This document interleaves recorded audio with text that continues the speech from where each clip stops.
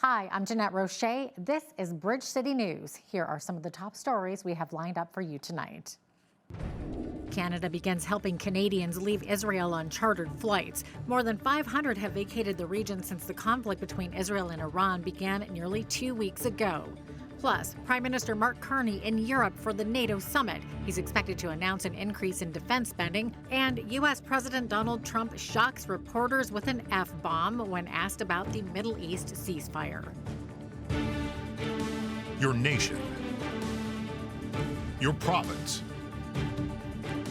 Your southern Alberta. From the heart of Lethbridge, it's Bridge City News with Jeanette Roche. Thanks so much for joining us. Prime Minister Mark Carney says no Canadian troops were hurt at the U.S. base in Qatar, targeted by Iranian missiles Monday. Canada has begun helping Canadians leave Israel, and a chartered flight with more than 100 aboard is set to leave Jordan this evening. Global Affairs Canada has helped more than 500 Canadians in the region since the conflict between Israel and Iran began nearly 2 weeks ago. A fragile ceasefire between the warring sides appeared to hold today after initially faltering. Carney calls the military action a diplomatic move and says it leaves the door open for diplomacy. Prime Minister Carney is in Europe for the NATO summit, where he says Canada will reach an even higher NATO spending target as it develops its critical minerals. Canada is expected to announce a further increase in defense spending, but how high will it go? Toronto Sun columnist Brian Lilly weighs in. They're looking at 3.5%. That would be pretty much tripling what Canada has spent in the last couple of years. Within the next few, we would be tripling our defense spending and then having another whole piece of supporting industries related to defense. So there's going to be a lot of changes. We have not come close to 5% of GDP on defense since 1960, the height of the Cold War, when we had bases in Germany and elsewhere. We don't have any of that anymore. Under the Liberals in the 1960s, first with Lester Pearson, then Pierre Trudeau, defense spending just went down, never, ever recovered. You can catch that full interview with political commentator Brian Lilly coming up right after business news. Well, it's been quite a day for U.S. President Donald Trump, first being criticized for some spicy language to reporters and later being praised by the head of NATO at the NATO summit in Netherlands. It all started this morning as Trump was leaving the White House to head to the summit. He was asked by reporters about the Israel-Iran breaking the ceasefire shortly after Trump announced it. Israel, as soon as we made the deal, they came out and they dropped a load of bombs, the likes of which I've never seen before. The biggest load that we've seen. I'm not happy with Israel. You know, when I say, okay, now you have 12 hours, you don't go out in the first hour and just drop everything you have on them. So I'm not happy with them. I'm not happy with Iran either. But I'm really unhappy if Israel's going out this morning because of one rocket that didn't land, that was shot, perhaps by mistake, that didn't land. I'm not happy about that. You know what? We basically have two countries that have been fighting so long and so hard that they don't know what the they're doing. Do you understand that? And while dropping an F-bomb to reporters directly may be a first, this isn't the first time a president has used foul language. While surveying hurricane damage in 2022, U.S. President Joe Biden was overheard using the F word, but his back was to the cameras. Also, former Vice President Dick Cheney was caught cursing on a hot mic at least once, and presidential historians say many presidents were known to curse now and then, including Truman, Johnson, and especially Nixon. And one time, even President Jimmy Carter dropped an F-bomb. Just goes to show that they are all human. Today, on his Truth Social platform, Trump shared a private message from Secretary General Mark Rutte, praising Trump for driving the military alliance to an important moment for America, Europe, and the world. Rutte was asked if he's bothered by Trump sharing the message publicly. But I have absolutely no problem with that, because there's nothing in it which had to stay secret. And what do you say about allegations that you're trying to please Donald Trump a little bit too much? But look what is inside my text message to him. When it comes to the 2%, delivering 2%, Without him, it would never have happened this year, let's be honest. Beginning of this year, 7 countries were saying, well, maybe somewhere in 2031, 2032. All these 7, 8 countries are now at 2%. And when it comes to the 5%, we have to do this because of the capability targets. We have to keep ourselves safe from the Russians. But the good news is that it's also equalizing what we are spending here in Europe and Canada with what the US is spending. It's a bit humiliating to have to explain this exchange with your allies, isn't it? No, absolutely no problem. No, there is nothing in it which had to stay secret. No, thanks. But shouldn't it be a NATO victory more than a Trump victory? It's both. But why did you not say both to the president? Well, he knows, but I mean, without him, we would never have reached 2% this year. Never, forget it. And then when it comes to the 5% and the new spending target, of course we have to do it because of keeping ourselves safe here. But do you really think, if Donald Trump would not have been president, that tomorrow he would get to the 5%? Are you really thinking that? I'm not. Meantime, our Foreign Affairs Minister Anita Anand says Canada will hit the spending threshold of 2% of GDP by the end of the fiscal year. As for the higher 5% target, she says the question is really about the 2029 timeline that some allies have suggested and whether that is achievable. In other news, the chair of the U.S. National Transportation Safety Board says the heroic actions of the crew aboard Alaska Airlines Flight 1282 ensured everyone survived the terrifying incident last year when the door plug panel flew off the plane shortly after takeoff in January 2024.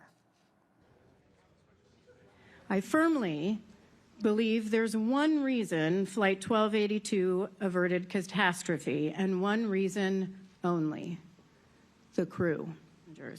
Using supplemental oxygen, the flight attendants ran up and down the aisle to check on passengers, never forgetting the most vulnerable on board: 3 lap children and 4 unaccompanied minors, one of whom was just 6 years old. He had turned 6 just about a week before, and it was his first time flying. When every second counts, as it did on Flight 1282, training to the point of muscle memory is paramount. In this case, the crew knew precisely what to do. They acted without hesitation, and it saved lives. And yet the crew shouldn't have had to be heroes, because this accident never should have happened. American transportation safety officials say systemic failures led to a door plug panel flying off the Alaska Airlines flight last year. An NTSB investigation found the bolts securing the Boeing 737's door plug panel were removed but never replaced during repair. Both Boeing and the U.S. Federal Aviation Administration have improved training and processes since the incident, but the NTSB says they need to do more. Turning our eyes to Western Canada, the Alberta NDP won 2 of the 3 provincial by-elections held Monday. Party leader Naheed Nenshi easily won in Edmonton-Strathcona. Gurtig Singh Brar won for the NDP in Edmonton-Ellerslie, and Tara Sawyer won Olds Three Hills Didsbury for the UCP. Nenshi says voters have sent a message. Voters are rejecting the UCP's failures. Voters sent a clear message tonight. The UCP doesn't have a plan for a better future, but Alberta's New Democrats do. I think our team has done an incredible job in the House, especially this spring, holding the government's feet to the fire on the corrupt care scandal. So we're not letting them escape with anything. We're not letting them get away with a thing. So we're using this as an opportunity to tell this government that as entitled as they think they are, as much as they take Albertans for fools, Albertans are not fools, and we won't let them get away with it. I've been acting in this role for a whole year, in those 24/7, 365 kind of way. And so I guess deep inside, I get to be an MLA now. It means I get a parking spot at the Legislature. But in reality, I think I've been doing this job for a whole year. And I'm just really grateful for the people of Edmonton-Strathcona to put us up on the next step. Nenshi says that next step is winning the next provincial election. Premier Danielle Smith has unveiled the group of people who will make up the Alberta Next panel, a panel the Premier says will discuss solutions to provide feedback to government on how Alberta can better protect its interests, defend its economy, and assert its place in Confederation. Smith says, first and foremost, the panel will tour the province this summer and listen to Albertans. This will be done through a province-wide series of town halls with both in-person and virtual options beginning in July and wrapping up in October. We're also launching an online survey to ensure every Albertan can make their voice heard.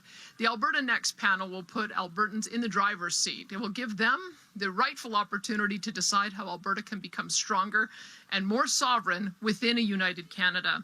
It will give the people who live, work, and raise families in our great province the opportunity to share their voices, their values, and their ideas.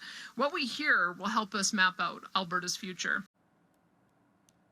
One of the questions to be discussed in a referendum on Alberta separation, although Smith has already said she wouldn't initiate one herself. Some of the 13 panel members include former Alberta Court of Appeal Justice Bruce MacDonald, Trevor Tombe from the University of Calgary, School of Public Policy, and the president of the Business Council of Alberta, Adam Legge. Alberta's Auditor General has been granted his request for extra funding to dig deeper into allegations of corruption in private healthcare contracts. Doug Wiley says the scope and complexity of the probe means his office needs nearly an extra $1 million to hire additional help and cover legal costs. Members from both the United Conservative Party, government, and opposition NDP who sit on the Legislature committee that approved the request say Wiley is doing important work. His investigation began earlier this year as a result of allegations made by the former head of Alberta's Provincial Health Authority. Residents in Medicine Hat are attending a public hearing before City Council on Tuesday to voice their opinions on the state of the city's energy business. In fall of 2024, a third-party report recommended to City Council that an arm's-length corporation should be established to control the skyrocketing utility rates in the city. The municipal-controlled corporation would be run by a board and would cost between $4 and $5 million to set up. This will serve residents an opportunity to engage in public dialogue with council that wouldn't take place in a typical council meeting. City Council can make a decision anytime after public forum, and if approved, could take up to a year to establish the MCC. Taber police have arrested and charged a 37-year-old man from Lethbridge, accusing him of drug possession for trafficking purposes. Police say they stopped the man during a traffic stop on Wednesday morning who was known to have an outstanding warrant. TPS reportedly seizing over 63 grams of powdered cocaine, methamphetamine, crack cocaine, fentanyl, drug paraphernalia consistent with trafficking, and more than $3,700 in cash. The man, whose name remains unreleased, is charged with possession for the purpose of trafficking, 3 counts of possession of a controlled substance, and 1 count of possession of the proceeds of crime. He is to appear in court in Taber on July the 29th. The City of Lethbridge has launched an online public art survey. The initiative is part of the Public Art Master Plan, where the community provides feedback and suggestions on the future of public art in Lethbridge. Jillian Bracken is the Community Arts and Culture Manager with the City of Lethbridge. So the city's public art program was established in 2009. First master plan was written in 2012. So it's been 13 years. A lot has changed in the city and within the program. So we began engagement with the public in April with a series of community activations and idea labs.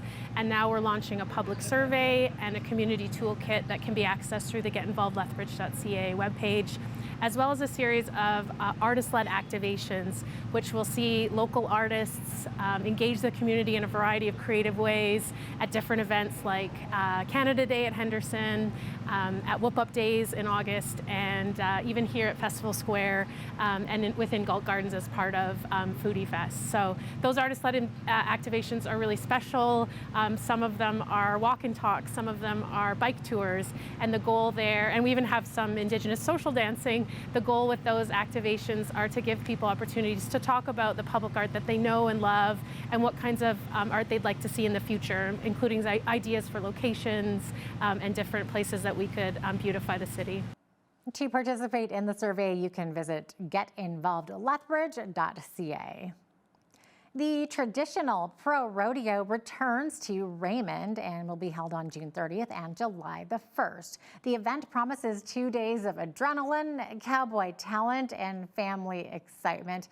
It's a must-see for rodeo and culture lovers in southern Alberta. There will be great entertainment during traditional rodeo competitions, as well as stunts and a wild pony race for children. Roger Hagee, president of the Raymond Stampede Association, says this year the festival expects between 6,000 and 7,000 people and 300 competitors.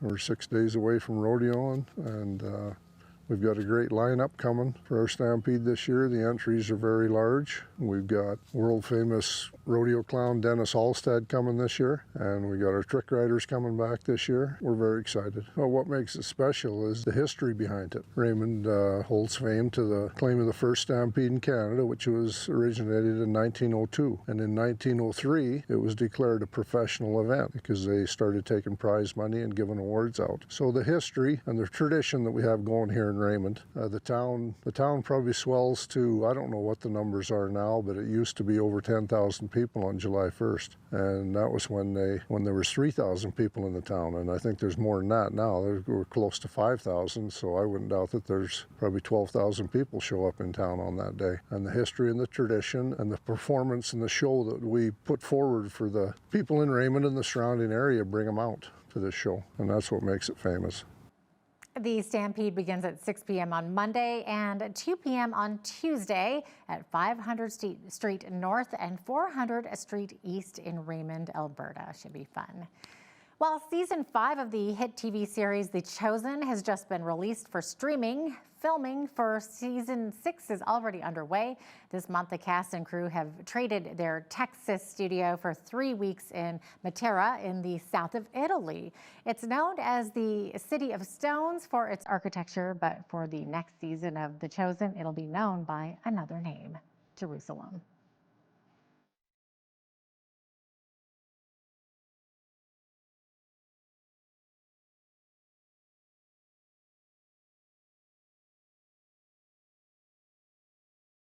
Everywhere you step, you feel like you're in the world. And that helps when you're an actor because, you know, sometimes for us, we have sets back in Texas and in Utah. You do step from civilization into the ancient world, whereas here, you're just always in the ancient world. It's amazing, yeah.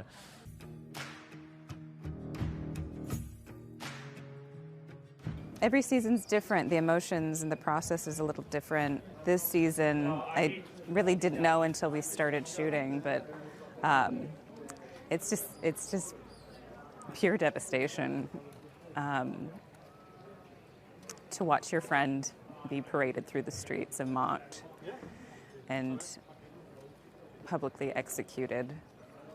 And he never hurt anyone, you know. So there's a lot of grief and devastation in that. I feel you emotional. It's just all right there, yeah. Just had to film We've been filming, so I'm mostly in character. Now that you're done with filming such an incredible scene, how'd you step out of it? I don't. I haven't yet, but I will. Hopefully, my plan here is after we wrap every day, I'm going to have some pasta and take a walk and remember that this is not the end of the story.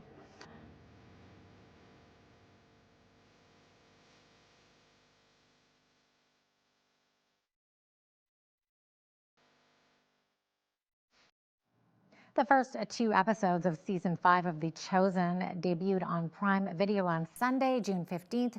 3 more episodes dropped on June 22nd. The final 3 episodes will debut on June the 29th. Folks living in Ontario and Quebec are dealing with a summer heat wave. Heat warnings are in place from Windsor through Quebec City as record-breaking temperatures hit central Canada. Toronto set a new temperature record on Monday when the mercury hit 36 degrees with temperatures in the 30s once you factor in the humidity. That is expected to make it feel more like 40 degrees in many cities under those heat warnings. And people laying on some Ontario beaches might think they're suffering from heat stroke when they see a robot on the beach, but it's cleaning the beach and picking up plastic.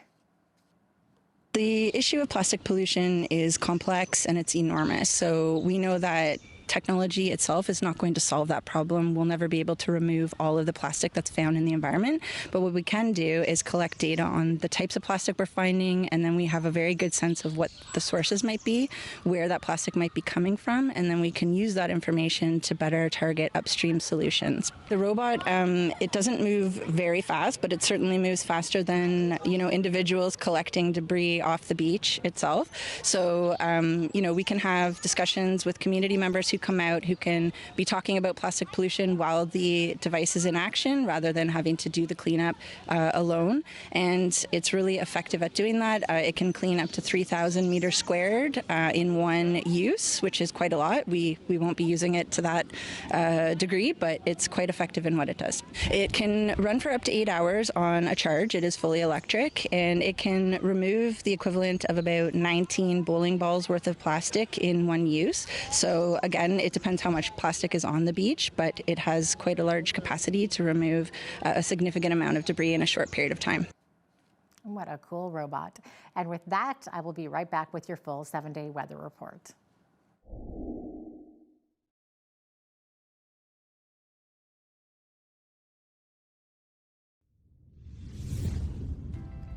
Just a beautiful 7-day forecast is ahead of us, above average temperatures all week. As we get into tonight, we could see a chance of showers, but that's it. We're looking at sunny skies for the rest of the week and above average values. 28 for the high on Wednesday, 27 Thursday, 25 on Friday, a lovely 24 degrees on Saturday, back up to 25 for Sunday, and 28 degrees on Monday. How's that for a lovely 7-day forecast? Coming in higher than our average for this time of year. Average high, 24, average low, 10 degrees. 35 was the record high on this day. That happened back in 1912, and in 1950, Lethbridge saw the record low, which was only 1 degree. Sun rose this morning at 5:24. Sunset this evening at 9:43. That means we're still sitting at 16 hours and 19 minutes of daylight. The longest day of the year, very much extending for several days. On the west coast tomorrow, 20 for the high in Victoria. Going to feel 16 by the coast there, where the onshore winds blow. Winds blowing at about 40 kilometers per hour. Vancouver could see the rain dissipating in the afternoon, then clearing. 19 for the high there. Both Edmonton and Calgary seeing a 30% chance of showers, risk of thunderstorms. 24 for the high in Edmonton, and Calgary seeing that high of 22 tomorrow. For the rest of the prairies, both Regina and Saskatoon seeing sunshine, then some clouds and 30% chance of the afternoon showers, along with risk of thunderstorm. 25 for the high in Saskatoon, 27 in Regina, high of 24 degrees in Winnipeg with increasing clouds. Now, as we look to Ontario, we've seen a heat wave that should be ending by tonight, meaning the temperatures that were in the 30s are going to be more like in the high 20s, like what you see there. And same thing for the humidex values. They're going to be more in the 30s instead of the 40s. So high of 28 in Ottawa, 29 in Toronto, 28 degrees for the high tomorrow in Montreal with clear skies. Montreal, same thing. There's going to be warm and humid air persisting tonight, but then overnight there's going to be a cooler air mass coming in, and those temperatures are going to drop. It's going to get rid of some of that moisture in the air that brought in that heat wave. Okay, in Atlantic Canada, 27 for the high tomorrow. In Fredericton, 29 in Halifax, 60% chance of showers. Clear skies in Charlottetown with high of 24, and 26 for the high in St. John's with up to 50 kilometer per hour winds there. So there you have it. That is your forecast. Statistics Canada says inflation held steady at 1.7% for the month of May. The agency says smaller increases in shelter costs, such as rent and mortgages, are a big factor keeping inflation lower. Stats Can points to Ontario, saying the province saw some rental price relief from slower population growth and a jump in a new supply compared with last spring. The death of the consumer carbon price also adds to the cooling of annual inflation at the gas pumps. Saskatchewan's consumer watchdog says there's an impersonation scam going around on social media about the Prime Minister. The Financial and Consumer Affairs Authority of Saskatchewan says fake news articles claim Mark Carney is endorsing online trading platforms called Invest Canada and Big Profit Pulse. It says those platforms are not registered with the authority, and it's cautioning people against sending money to them. It says scammers often create fake news articles to lure people into giving away their money. Oil prices are tanking as U.S. stocks continue to climb toward an all-time high, riding on hopes that Israel's war with Iran will not damage the global flow of crude. The price of oil fell more than 4% and are below where they were before the Israel-Iran conflict began. And with that in mind, here is a look at today's markets. The TSX was up 109 points to 26,718. The Dow was up 507 points to 43,089. The S&P 500 was up 67 points to 6,092, and the Nasdaq was up 281 points to 19,912. West Texas Intermediate oil was down $3.50 to $65.01 US per barrel. Natural gas was down 14 cents to $3.55 US. Gold was down $55.90 to $33.21.80 US an ounce, and silver was down 55 cents to $35.60 US an ounce. Feed wheat is at $8.57 per bushel, barley is at $6.67, canola is at $15.85, and corn is at $7.49 per bushel. Live cattle June contract was down 70 cents to $221.60. Feeder cattle August contract was down 55 cents to $302.25, and lean hogs July contract was down $1.22 to $112.22. And the Canadian dollar was up slightly over the past 24 hours and currently sits at 72.90 cents US.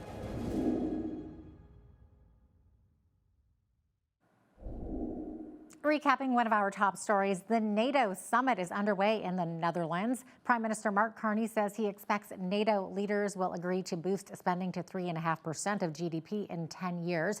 Secretary General Mark Rutte wants to more than double it from the current 2% of GDP to 5%. Coming up next, Toronto Sun columnist Brian Lilley gives us an update on Mark Carney's recent trip to Brussels, where he gave an answer insulting Ottawa. Brian gives us his thoughts. Also, when you see news happening in your community, be sure to send us an email at info@bridgecitynews.ca. You can also visit our website or YouTube channel anytime to check out more of our stories and interviews.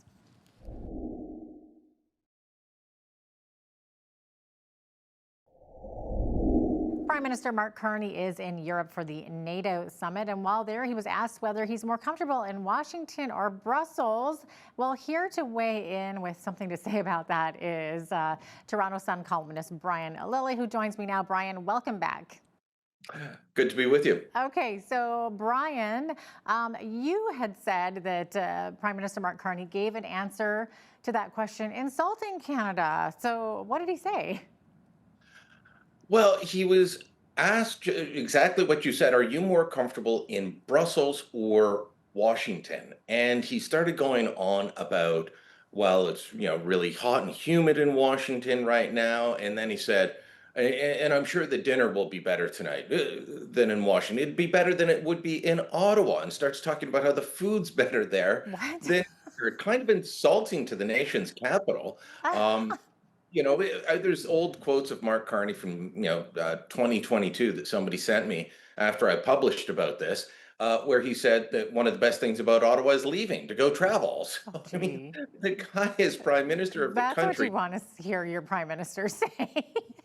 He's the prime minister of our country. He represents an Ottawa area riding, and he's insulting the food and the people. I don't get it. But it was his laughter that, really was telling about his views on Washington and the Trump administration. He made these comments shortly after he said once again that Canada is the most European of non-European nations. He really wants us to become part of the European Union, I think, which when you look at their economic performance, it's not good. You look at how they're doing in so many different measures, and Europe's in decline, but he wants to latch onto it to show that, we don't need America. Oh, wow. Yeah, it looks like all we need is Europe, right? Okay, so Brian, on the more serious side of this, he is in Europe for the NATO summit, and Canada is expected to announce a further increase in defense spending. So how high will this go?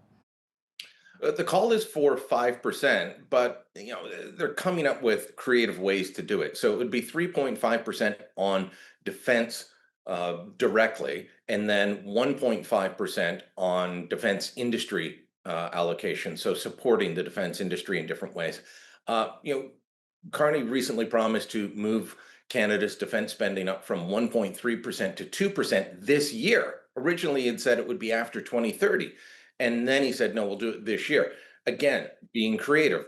They're taking the Canadian Coast Guard and moving it from the Department of Fisheries and Oceans into the defense budget. That adds about $4.5 billion a year into what we're spending on defense. And they will reallocate some other government spending and programs and put them under the defense umbrella. But there will still be a push. Foreign Affairs Minister Anita Anand saying that the timeline is up for debate. How soon will this be? Will it be over the next 4 years, 5 years, 10 years? And they're pushing on the outside scale. But yeah, they're looking at 3.5%. That would be pretty much tripling what Canada has spent in the last couple of years. Within the next few, we would be tripling our defense spending and then having another whole piece of supporting industries related to defense. So there's going to be a lot of changes. We have not come close to 5% of GDP on defense since 1960, the height of the Cold War, when we had bases in Germany and elsewhere. We don't have any of that anymore. Under the Liberals in the 1960s, first with Lester Pearson, then Pierre Trudeau, defense spending just went down, never, ever recovered. Wow. On another note here, Bill C-5 passed through the House of Commons last week. So, Brian, will that make it easier to build these big projects like pipelines? Well, that is the hope, and we'll have to wait and see. This is a bill that passed with the support of the Conservatives. The government claims that this is what they need to be able to get big projects, be it pipelines, electricity, transportation corridors, things like that built. Because while Alberta wants pipelines, Nova Scotia Premier Tim Houston, he wants to install huge wind turbines offshore in Nova Scotia, and he wants an energy corridor up to Quebec and Ontario to sell us electricity. All these things are supposed to be easier to build with this, because what they do is they allow the government to designate a project as in the national interest, and then they can, there are certain laws that will not apply. Now, that may sound good, but it also has potential for a lot of abuse. The law also says that cabinet can add any other law. So there's a real problem here with the government saying, well, if we like a project, it doesn't apply. As Pierre Poilievre, the Conservatives leader, has pointed out, that's just going to be the government deciding which projects they want to go forward and ignoring others, or others won't come to fruition because of that. But also, what happens if there's a problem and the government just says, oh yeah, there was corruption on that project in the national interest, so the criminal code doesn't apply? That's a slippery slope. Mm-hmm. And then we've got Carney, who's continuing to say that he's supporting a pipeline, at least in theory, but that could soon be put to the test, I guess, because Alberta Premier Danielle Smith said that she expects a private sector proposal in the coming days. So, Brian, how do you think Carney will react? That is going to be the $64 million question. What does he actually do? Because as we've noted over the past several months, he's had different things to say in different places. In Alberta and in the BC interior, he talked about using extraordinary powers, which would be what just passed in Bill C-5. He talked about using those extraordinary powers to get these things built. But in Quebec, he has said and continues to say, no, I will not impose a pipeline. So the idea of an energy east. Thankfully, BC Premier David Eby is now saying, okay, well, maybe on a West Coast pipeline, because that's where Premier Smith says a proponent will be coming forward. But will Carney actually do it? He may want to do it. I think he's still got a lot of people in his cabinet that aren't on board with this very idea. And in addition to concerns about the government power grab in Bill C-5, there's been a lot of concern about Bill C-2 and the surveillance powers that it would give the government. So what's the issue there, Brian?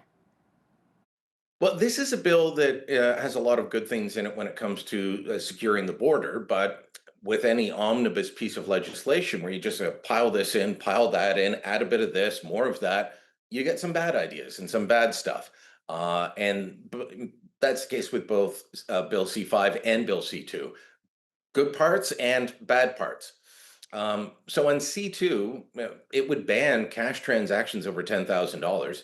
So if you're selling me your car and I say, well, yeah, I'll just give you $15,000 cash, that's not allowed. That would actually be a violation of the law after this. That's kind of weird. So they want to track you that way. But they also will grant incredible powers to police to do warrantless searches. They could just go to your mobile phone provider and say, we want all of Jeanette's data. We want everything that she's been doing on her phone. They could go to your internet service provider at home and say, give me all the records, and they wouldn't need a warrant. That becomes incredibly problematic. This is sort of thing has been proposed in the past. The Harper Conservatives put forward similar measures in a bill back in 2012 and tied it up in child protection. Again, good idea, and then you add bad stuff to it. The Supreme Court's already ruled that this sort of thing is unconstitutional, so we'll have to wait and see if the Bill C-2 gets through Parliament without being strongly amended. Brian, there was a vote in Parliament last week calling to end the Liberal government's zero emissions vehicle mandate. What happened on that vote? It unfortunately went down in flames, so like many EVs do. It got shut down. The Liberals had the support of the NDP and the Bloc Québécois, who believe that we need to keep going on this. The auto industry doesn't. I mean, it was bizarre as they were debating this last week. The Liberals kept standing up and saying, unlike the Conservatives, we support the auto industry. Well, this week, Flavio Volpe, who's head of the Auto Parts Manufacturers Association, and is a former Liberal staff member in the Ontario government, his father was a Liberal MP.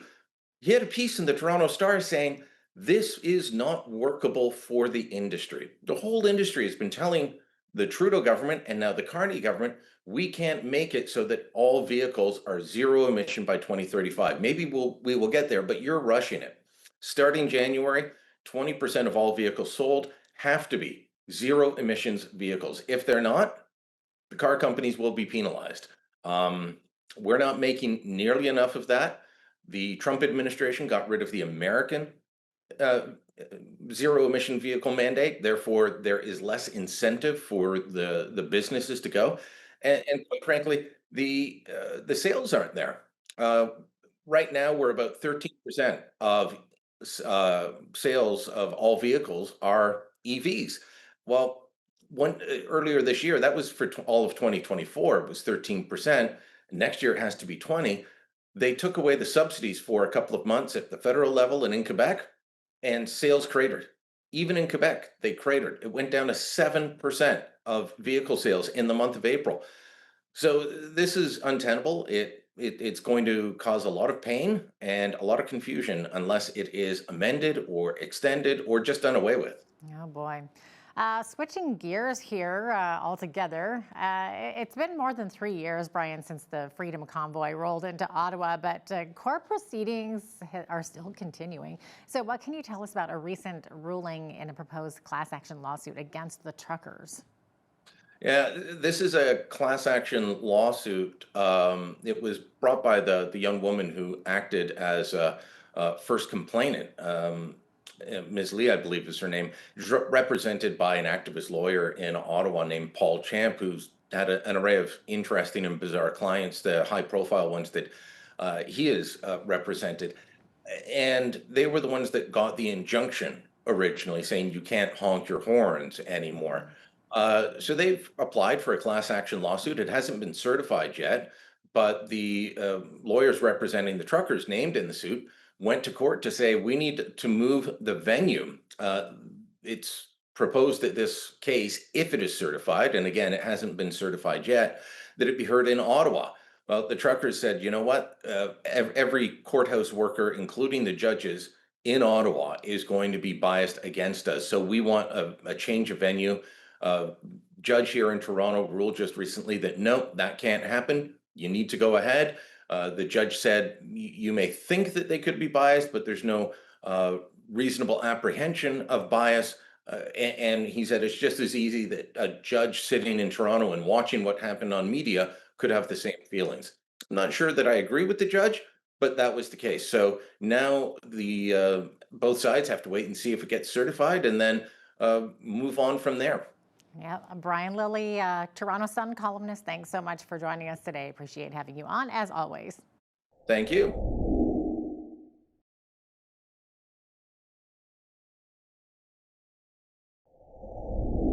We all want to see our communities see crime decrease, right? But there's usually not enough government budget to go around to hire enough police officers to get that job done. But there are some volunteer groups who are making a difference, and one of those is Citizens on Patrol. So joining us today from Southern Alberta's Piikani Nation to tell us more is Kimberly Hurst. She's the president of the Alberta Citizens on Patrol Association, and RCMP Staff Sergeant Vince Bacon. So good to have you with us. Good morning. Thanks for the promotion, Sergeant. Yeah. Okay. I thought it was Staff Sergeant. All right. Well, hey, can you explain, first of all, an overview, I guess, of what is Citizens on Patrol, or COP? Yeah, good. So Citizens on Patrol is a volunteer, and we are the extra eyes and ears of our local law enforcement agency. And on Piikani Nation, we fall underneath the RCMP. So we have a really good working relationship with the local detachment and Sergeant Bacon. Honestly, without that relationship and that partnership, we would not be able to do what we do in communities. So we're very grateful for that. Okay, so you've got volunteers that are kind of keeping an eye on things. So you're on patrol at various times, and if you see something suspicious, you call the RCMP, basically. We have a Signal app that we communicate on, as well as with Alberta Citizens on Patrol, we have an app that tracks us via GPS. Okay. But we utilize both of those, and if we see anything, we'll let the members on duty know what's going on. We never get out of our vehicles and engage in any activity. Leave that the RCMP. Our safety and security is of the utmost. So. Now, Kimberly, you live in that area, right, in the Pincher Creek Crow's Nest area. So I think probably exciting news that again, this is a very first time that we've seen a First Nations group establish a Citizens on Patrol chapter. So what's the response been from the community?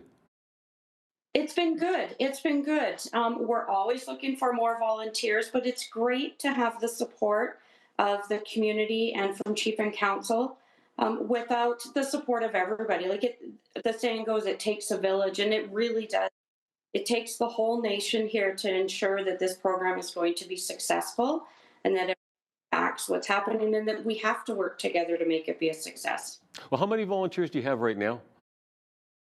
We had 7, and as of yesterday, we now have 8. Okay, so numbers are going up. That's a good thing. How many, I guess, would you ideally need to patrol effectively?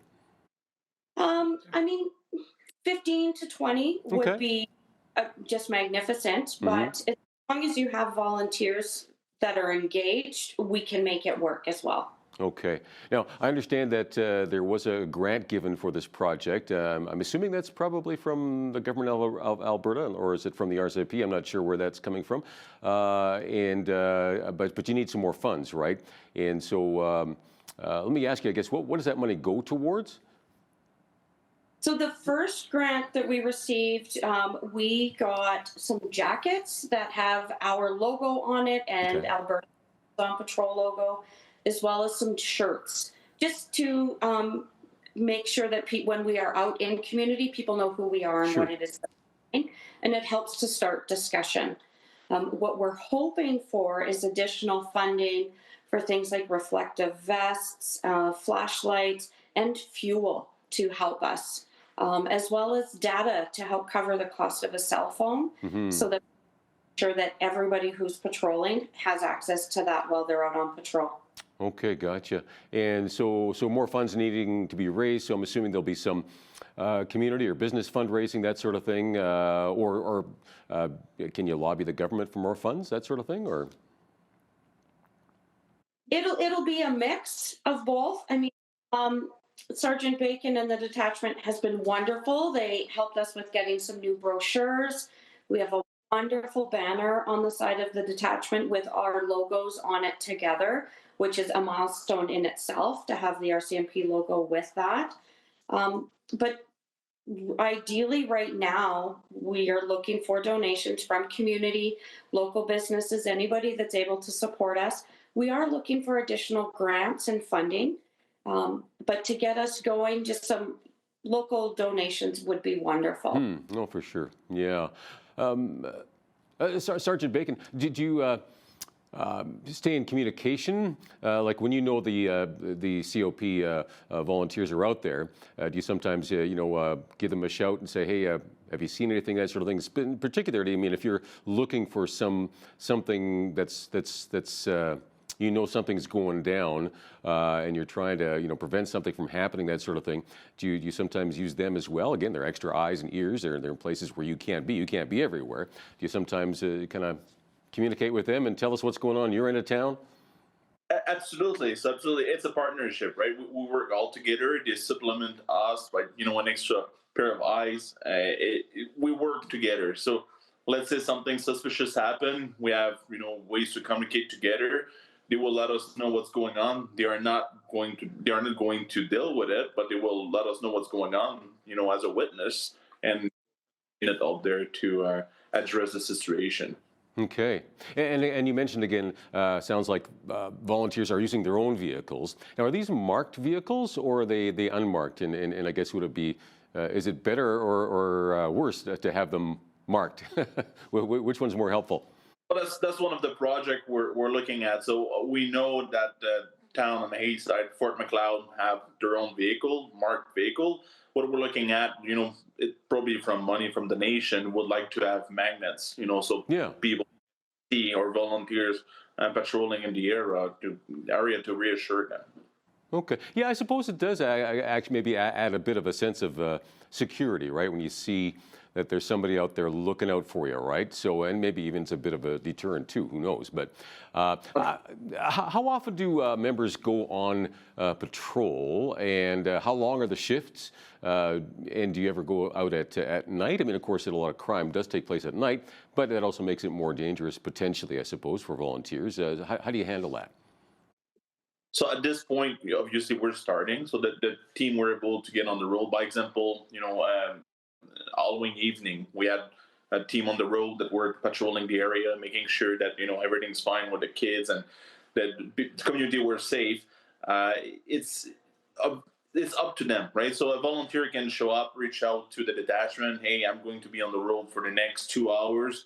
Just so you know, if something happened, I'll reach out to you. So they can create an initial contact with the officers on shift. And, if they're available for 2 hours, it's 2 hours. If you can stick for 8 hours is even better. So, we're really flexible, and we do understand our volunteers are, volunteers, and we don't want them to feel like they have to stick to a schedule. Okay, very interesting. Now, I understand that one of the areas members help with sometimes is called the Speed Watch program. Can you explain what that is and how it works?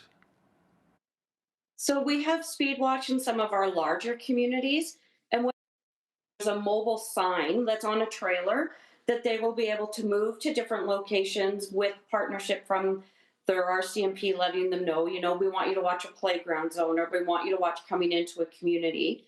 And they will move that trailer that has radar enforced on a sign, and it will just read out digitally the speed that they're going. Not all of our communities have them. It's mostly our larger centers, but it is a really good initiative to have, to keep some stats on things as well and to raise awareness. Okay, yeah, and sure, whenever you see one of those, radar signs going up or down, it gets your attention and you slow down, right? So, hey, why not? So volunteers also spend time looking for things like illegally tinted windows, I was reading, and, or maybe even rolling stops at a stop sign, that sort of thing. So how do you go about handling that as a volunteer? Do they take pictures or videos of license plates, that sort of thing, and then send them along to the RCMP? How does that work? The volunteers are witnesses. That's what it is. So just like anyone will be operating a motor vehicle on the highway and notice something suspicious, can reach out to police for assistance. It's the same thing. Like if they notice that a pattern, they can just take notes and provide a statement and provide the information to our detachment, and we will then address it accordingly. Okay. It reminds me, one time I got a phone call from a police officer saying, somebody reported that, you were not driving safely at a Costco gas station. I'm going like, well, I was there, but, I didn't remember driving unsafely, but maybe I did. And it was a reminder to me and going, okay, yeah, I got to make sure I look at both ways when I'm exiting, that sort of thing. So, you guys do follow up on it. So good to know. Can you share any stories of how, go ahead. I was going to say it's all about the approach, and it's all about the way we bring it up, and it's all I think that education is a big part of it, and I think people appreciate that phone call. A kind and polite phone call. Right. Hey, this is what.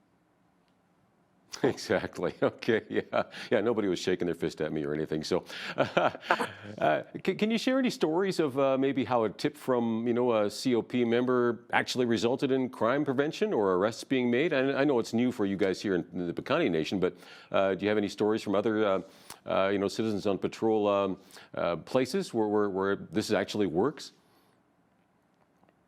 I've been on patrol. This was a few years ago. I was on patrol in another community and noticed some suspicious activity, and I just felt that something was definitely off and we needed to report.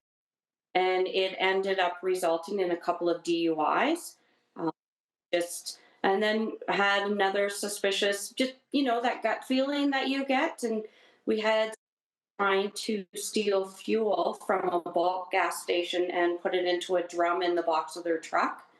We've had a lot that goes, and I guess we need to sort of toot our own horn a little bit more to let people know the work that we are doing on our own time, but it does make a big difference. I mean, and even if you're out and you don't see anything, that is also a success. We have made sure that we are a positive set of headlights that are out in community, and we're deterring. The simple steps of that can deter it. Yeah, and I guess it's like anything else, right? I mean, there's going to be shifts where there's nothing happening and you're going, it's kind of exciting when something does happen in one sense, although ideally we'd like nothing to happen. We wouldn't even need COP, right, if everybody, did what was right. But it's not the world we live in. So, you know what? Hey, I want to throw that out there, I guess, as well, for people who, enjoy those kinds of things where you get a bit of excitement, right? Well, you know what, and you're helping keep law and order, that's pretty cool. Now, what kinds of training do COP members undergo? I mean, you don't just send them out to the wolves sort of thing. There must be some sort of training, right? Oh, you go ahead. So in order to become a member, you need to get a current criminal record check. And once you've done that, we also have an application process where they have to fill out a form. We have communication with our local law enforcement agency that even after they filled out the record check, we do review that application to still ensure that this person is an appropriate fit. And then we have training that has been created by a retired RCMP member. And he had 36 years on the job in various positions. So he's really well aware of what we need to be looking for and what skills we need to be working on. So we do work with that as well. And he travels the province to different groups with us. And then we also work on just updating skills, area dependent on what our local law enforcement sees that we need in that area. And we'll bring in somebody to help us with that. Okay. Right. And are our volunteers usually seniors? I mean, they have more time, right? Or do you get some young people involved? No. You know what? For example, our group here in BCN, we have from, say, 23 to 73 for age range. Okay, nice. I like it. Very good. And now, if I know we've got several COP groups in Southern Alberta, Coaldale, Tabor, I think Fort Macleod, Red Cliff, Pincher Creek, but you could probably use a few more, right? Other communities. And so if somebody wants to start up their own COP in their community, how do they do that? Email president@acopa.ca and I will get back to them. Okay, but anybody can do it, right? I mean, if you get the right person, we can get as many as we need out there, right? So, okay. Hey, well, A change in their community and just wants to have a positive influence, a positive take on their community. And anybody can do it, and regardless of age. And for full patrols, as long as you're 18 and over and you pass that criminal record check, love to have you join us in any of our communities. Okay, sounds good. I appreciate what you guys are doing for the community. Thank you. Thank you. Thanks, Paul. Oh, yeah. Well, thanks to Kimberly and Sergeant Bacon here. Again, the president of the Alberta Citizens on Patrol Association. And Sergeant Bacon is the commander of the Piikani Nation RCMP detachment. I'm Paul Arthur, and on behalf of all of us at Bridge City News, thanks for watching.